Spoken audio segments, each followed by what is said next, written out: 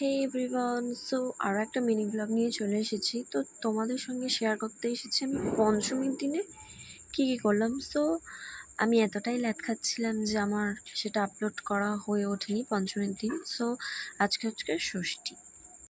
তো যাই হোক, সকাল সকাল উঠে ফার্স্টে একটু কফি খেয়ে নিয়েছিলাম। দেন আজকে রান্নার দায়িত্বটা আমার উপরেই পড়েছিল, মা একটু অন্য কাজে ব্যস্ত ছিল।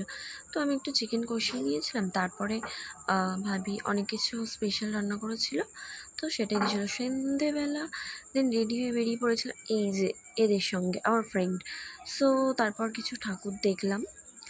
প্রচণ্ড ভিড় ছিল আর প্রচণ্ড গরম, তো হাঁটার পরে খিদে পেয়ে গেছিলো। দেন আমরা একটু মজা করতে করতে একটা ক্যাফেতে চলে গিয়েছিলাম। ক্যাফেতে গিয়ে কিছু অর্ডার করেছিলাম, pizza, fried rice, chilli chicken, biryani আর প্যান ফ্রাইড মোমো ছিল সঙ্গে। তো যাই হোক, ওটা খাওয়া দাওয়ার পর এই যে সুজয় দেখো রাস্তায় পাগলামো করছে। তো আমাদের রাস্তায় বেরোলাম ঘুরতে, আর পাগলামো করলাম না, এটা কি হয়?